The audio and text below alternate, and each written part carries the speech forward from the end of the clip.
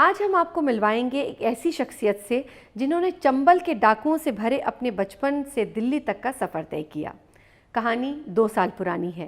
When IGNCA was assigned the responsibility to conceive, curate and execute the artwork of new Parliament building, and Sachidanand Joshi ji as member of secretary was leading the team of IGNCA. इस उपलब्धि को ऐसा भी कह सकते हैं, not once in lifetime, but once in many lifetimes. किसी ने एकदम सही कहा है, पसीने की स्याही से जो लिखते हैं अपने इरादों को, उनके मुकद्दर के पन्ने कभी कोरे नहीं हुआ करते। आज हम मुलाकात करेंगे श्री सच्चिदानंद जोशी जी से और जानेंगे उनके जीवन के बारे में। सर, आप भारत सरकार में आर्ट एंड कल्चर का इतना इम्पॉर्टेंट डिपार्टमेंट संभाल रहे हैं। आपके इस सफ़र में आपके बचपन का वक्त कैसा बीता है? तो वैसे जन्म स्थान तो इंदौर है, लेकिन कहा जा सकता है कि मेरा पूरा जो बचपन है, जो 63 से लेकर 70 तक 7 साल हमने जौरा में बिताए। ये घनघोर दस्यु पीड़ित जो चंबल के डाकू जो प्रसिद्ध वो इलाका था जौरा, और शहर से बाहर वो हमारी कॉलोनी थी। तो 4 साल हमारे घर बिजली नहीं थी। तो बिजली नहीं थी तो जो लैंप था और लालटेन था उसके प्रयोग से हम लोग बहुत सारी पढ़ाई लिखाई, जीवन के अलग अलग काम होते थे। तो शाम का समय एक ऐसा होता था कि वो एक चौकीदार रहता था, उसका काम रहता था सारे लालटेन और लैंप की रोशनी को, मतलब उसके कांच को चमकाना और तेल भरना और ये करना। तो फिर उन 7 सालों में कितनी बार डाकुओं से आमना सामना हुआ? तो कई बार हमने रात में पुलिस और डाकुओं के बीच की फायरिंग की आवाज़ें सुनी हैं। जो हमारी घर के पीछे कैनाल थी और कैनाल के पटरी पर अक्सर ये फायरिंग हुआ करती थी।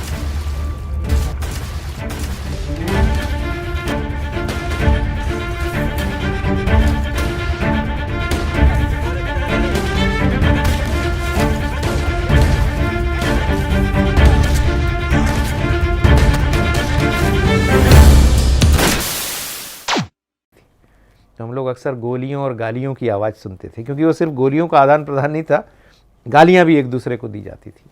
तो उस आदान प्रदान में क्या कभी गोली और गाली का डर नहीं लगा?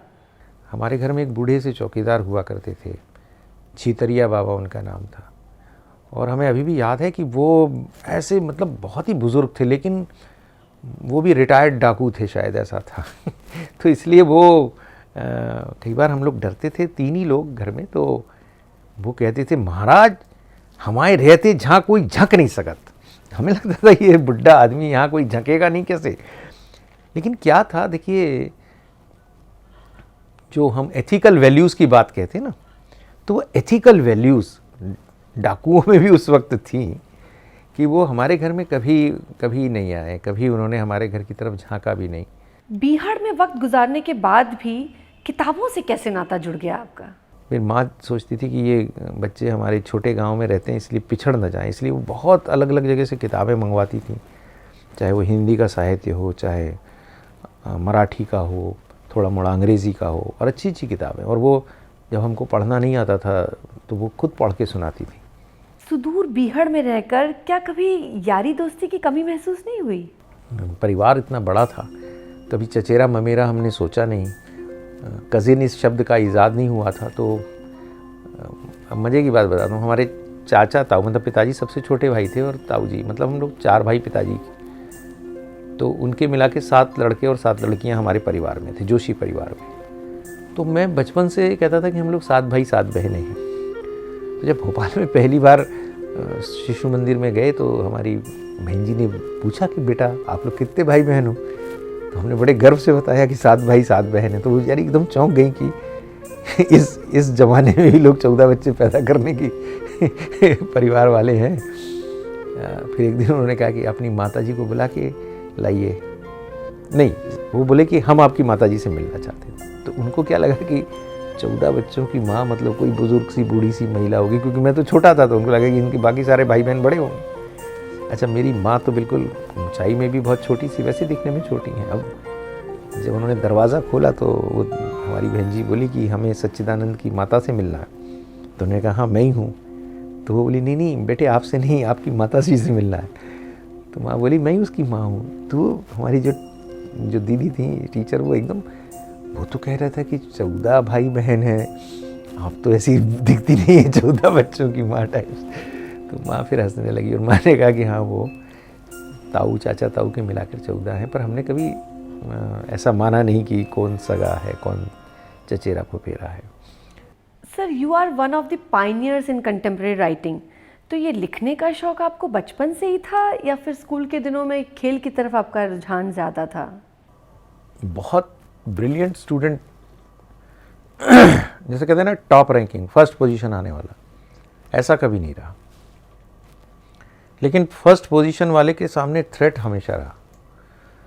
जो भी फर्स्ट आता था उसको हमेशा ये डर रहता था कि ये अगर किसी दिन मेहनत कर लेगा तो ये फर्स्ट आ जाएगा। कारण ये था कि जो सिस्टमेटिक एक सीधी रेखा में पढ़ने की आदत या रटना, वो कभी सीखा नहीं, वो फितरत में नहीं था। 8वीं से लेकर मान लीजिए मेरा कॉलेज का पहला साल, तब तक मैं छतरपुर में रहा 5-7 साल। पर 5 साल हमारे जीवन के बड़े, आपको बता नहीं सकता, बहुत गोल्डन वो साल थे एक युवा के तौर पर, युवा भी नहीं, किशोर के तौर पर। तो उस दौरान मैंने क्रिकेट खेला, बैडमिंटन खेला, टेबल टेनिस खेला। मैं स्कूल की क्रिकेट टीम में था, डिस्ट्रिक्ट की क्रिकेट टीम में था। बैडमिंटन में स्कूल की क्रिकेट टीम में था, डिस्ट्रिक्ट की क्रिकेट टीम में था। टेबल टेनिस खेल लेता था। कुछ समय एनसीसी करने का शौक़ आया तो एनसीसी भी किया। गाने का शौक़ था, नाटक करने का शौक़ था, लिखने का शौक़ था, ये सारे शौक़। तो बहुत सारी चीज़ें जब आप पैरेलली करते रहते हैं तो शायद पढ़ाई, जो कोर पढ़ाई रहती है, उसमें आप थोड़े से पीछे पड़ जाते हैं। उस समय में ये था कि अगर आप इंजीनियर नहीं बने, डॉक्टर नहीं बने तो आप क्या करेंगे। तो एक बड़ा प्रश्न हमारे घर के सब लोगों के सामने था कि अब ये क्या करेगा। लेकिन मुझे कभी नहीं लगा। फिर मैंने बीएससी किया। वो ज़रूर मैंने रोते पीटते किया, मुझे कहने में कोई हर्ज नहीं है।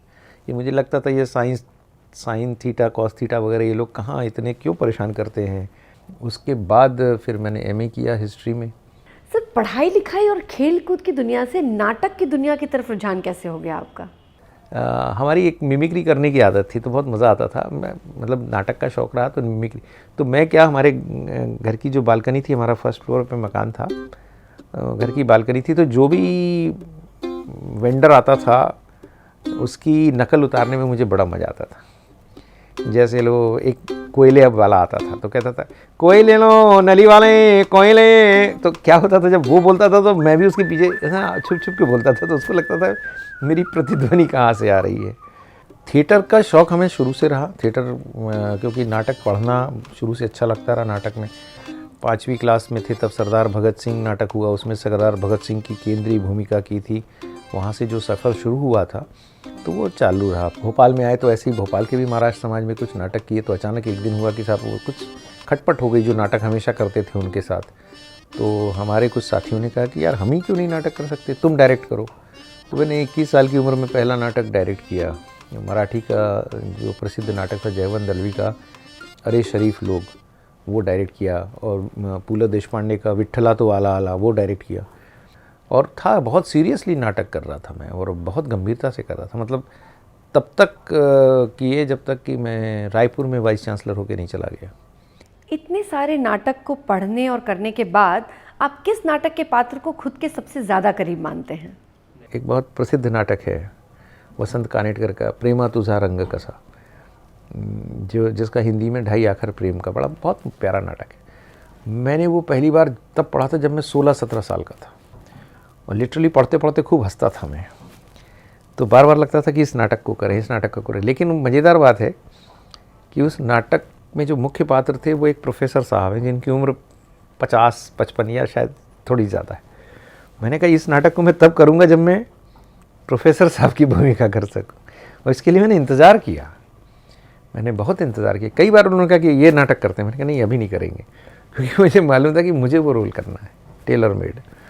आज भी मुझे, मतलब मेरे जीवन को अगर मैं देखता हूँ तो मुझे लगता है कि बहुत सारी चीज़ें उस कैरेक्टर से इंस्पायर्ड रहती हैं। इतने साल एक कर्मठ रंगकर्मी के तौर पर काम करने के बाद मेरा आपसे एक सवाल है, रंगमंच आपको क्या सिखाता है? दरअसल मैं बार बार इस बात को कहता हूँ कि जब आप रंगमंच करते हैं तो रंगमंच सिर्फ आपको नाटक करना नहीं सिखाता, वो आपको ज़िंदगी के बहुत सारे ऐसे पार्ट सिखा देता है जो आप अदरवाइज़ किसी इंस्टीट्यूशन में नहीं सीख सकते। सबसे बड़ी बात है कि वो आपको एडाप्टेबिलिटी सिखा देता है।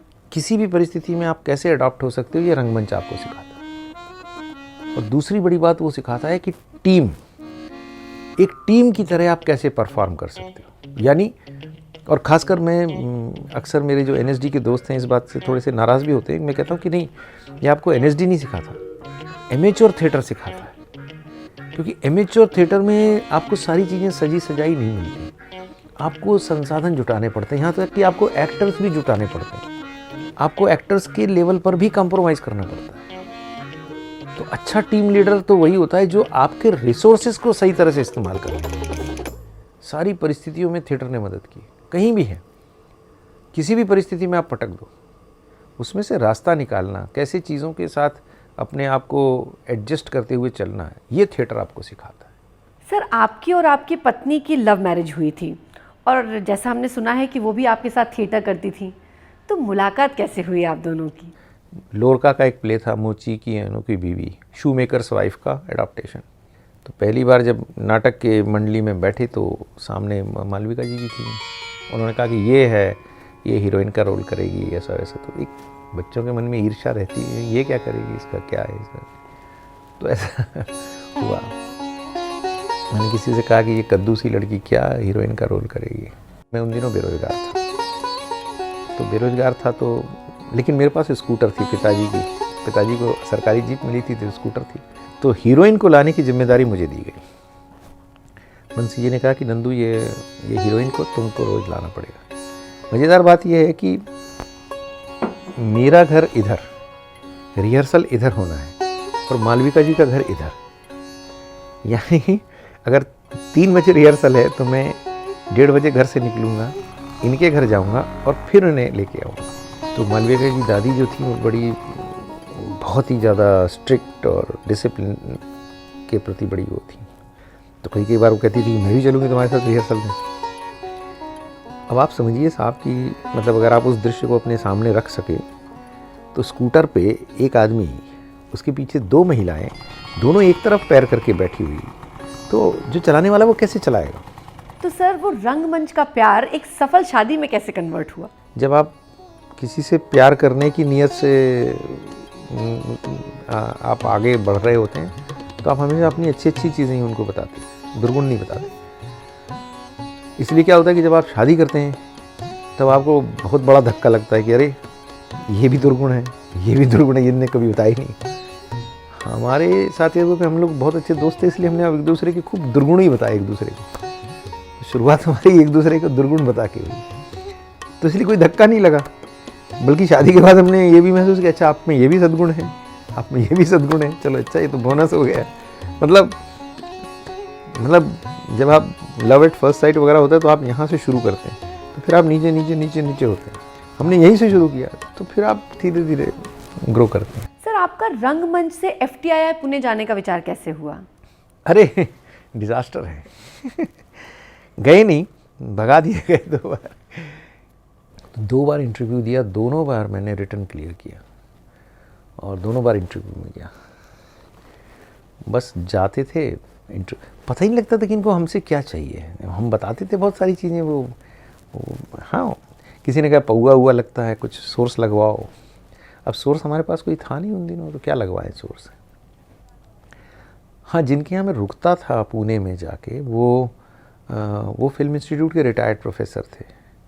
फिर उन्होंने पूछा कि कैसा रहा तुम्हारा इंटरव्यू, तो मैंने कहा ठीक ही रहा। वो मुझे समझ में नहीं आता कि मेरे से क्या गड़बड़ी हो जाती है, कौन सी चीज़ छूट जाती है। पर हाँ, ये है कि शायद उनकी अपेक्षाएं कुछ और रहती हैं, या हो सकता है मेरे पास उतना सोर्स नहीं है।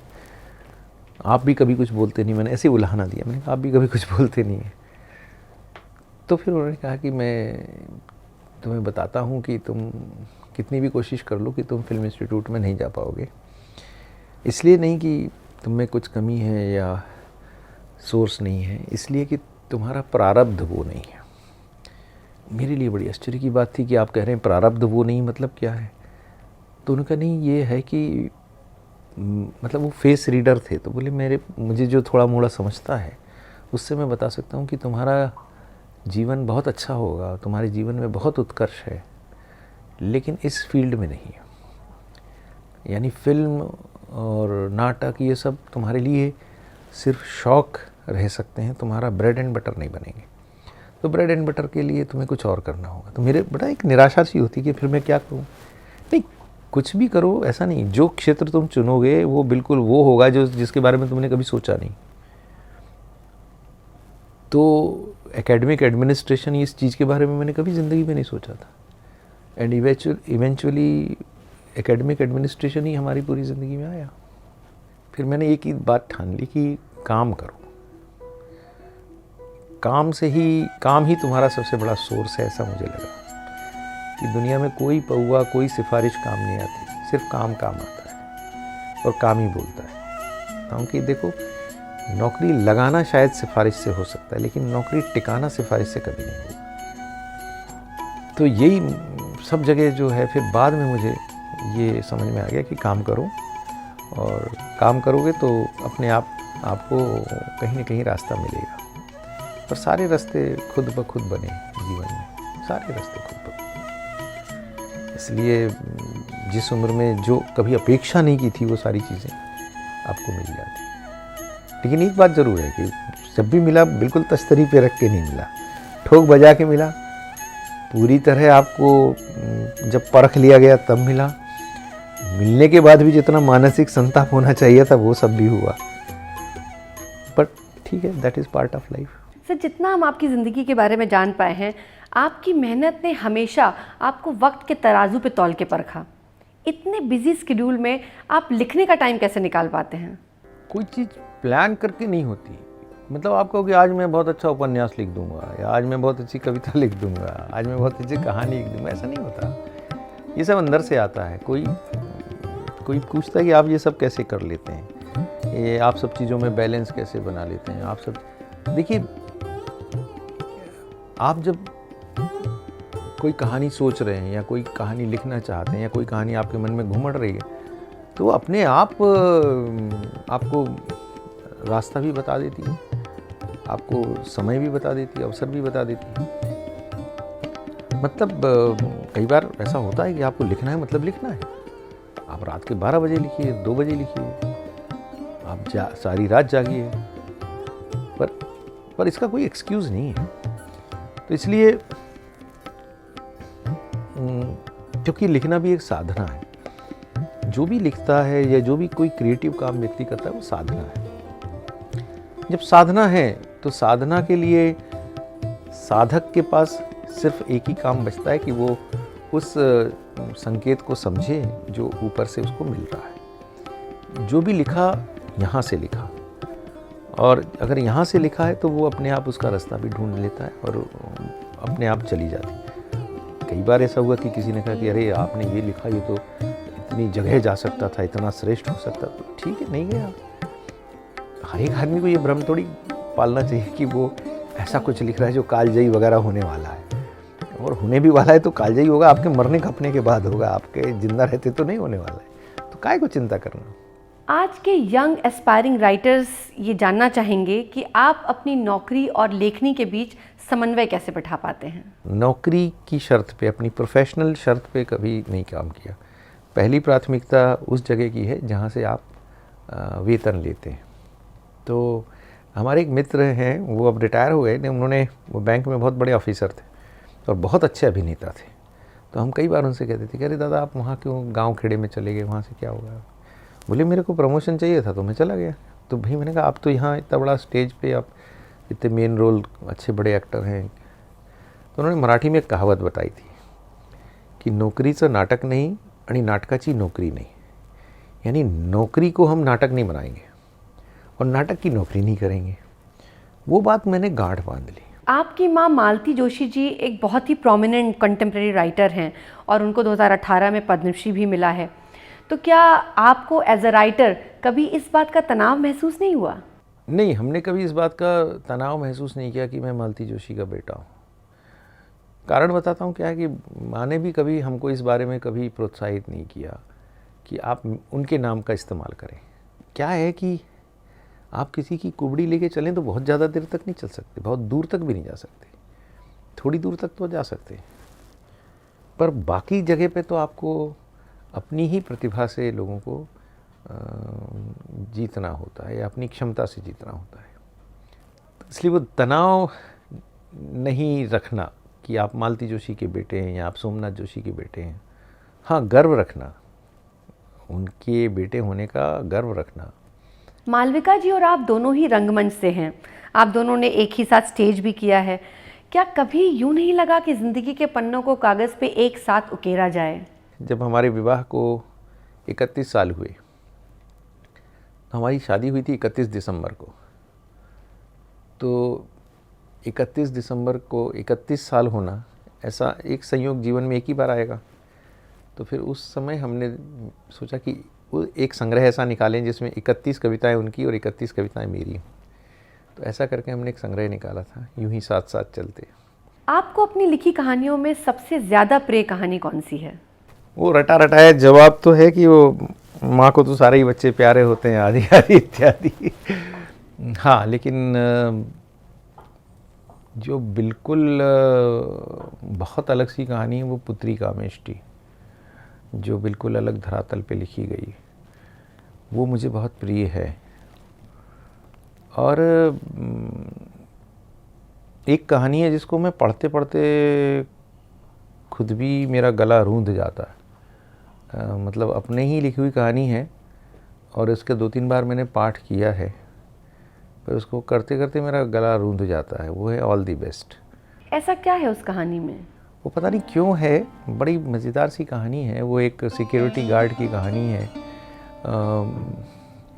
जिस घर में वो गार्ड है, उस घर में एक लड़की है जो बोर्ड का एग्ज़ाम दे रही है, और जाहिर है कि जिस घर में सिक्योरिटी गार्ड है वो घर तो उसका इकोनॉमिक स्टेटस बहुत ऊंचा है, और इसलिए वो सिक्योरिटी गार्ड को देखने की उनकी दृष्टि थोड़ी नीची रहती है।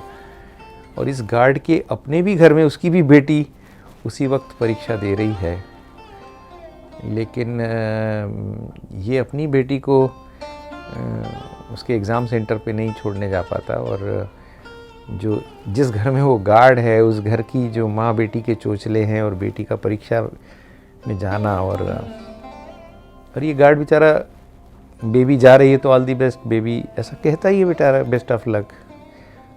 और उस दिन उसका पेपर बिगड़ जाता है, तो वो लड़की घर आके कहती है कि आज मेरा पेपर बहुत बिगड़ गया, ये हो गया क्योंकि मैंने इसकी सूरत देख ली सुबह। इस तरह की कुछ वो कहानी है, और वो पता नहीं कैसे वो कहानी मेरे मन में आई, तो वो कहानी मेरी पसंदीदा कहानी है। मतलब सर, प्रेमचंद युग के साहित्यकार और आज के लेखकों के लिखने में क्या अंतर है?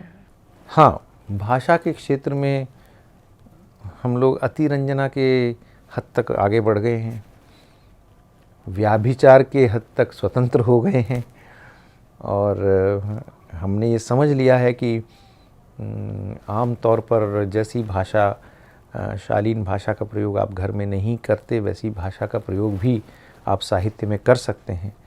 ऐसे आप वर्जना मुक्त हो गए हैं, ये एक सोचने का तरीका है। लेकिन आपकी भाषा में वो व्यभिचार नहीं होना चाहिए, और आपके विचार में वो व्यभिचार नहीं होना चाहिए। प्रेमचंद युग के साहित्यकारों ने अपने आप को उस शालीनता की सीमा में बहुत अधिक बांधा था। लेकिन कुछ लोग हमारी तरह हैं जो कंजर्वेटिव अभी भी हैं। अभी मेरी किसी कहानी को लेकर बहुत बड़े समीक्षक ने ये कहा कि ये ऐसा लगता है कि प्रेमचंद युग की कहानी है, और प्रेमचंद की जो पंच परमेश्वर है, मैं उसके बाद इस कहानी को सर्वश्रेष्ठ कहानियों में गिनना चाहता हूँ, ऐसा उन्होंने कहा। इसलिए कि उसका जो परिवेश है या उसका जो ट्रीटमेंट है, वातावरण है, वो उस तरह का है। तो आपकी मुलाकात हुई सच्चिदानंद जोशी जी से, और आपने जाना कि कैसे चंबल के बीहड़ से बाहर निकलकर उन्होंने अपनी एक अलग पहचान बनाई। इतने टाइट वर्क शेड्यूल में होने के बावजूद एनर्जी की भरमार हैं जोशी जी। आज भी जब हम उनसे बात करते हैं, ऐसा मालूम होता है जैसे किसी एक नन्हे से बच्चे से उसकी कहानी सुन रहे हों। तो अगर आपके पास भी ऐसी कोई अनसंग स्टोरी है तो कमेंट बॉक्स में लिखें और हमारी ईमेल आईडी पर मेल कीजिए। इस अनसंग स्टोरी को शेयर करें ताकि ये ज़्यादा से ज़्यादा लोगों तक पहुंच सके। और ऐसी ही अनसंग स्टोरीज़ को विटनेस करने के लिए अनसंग इंडिया फाउंडेशन चैनल को सब्सक्राइब करें। नमस्कार।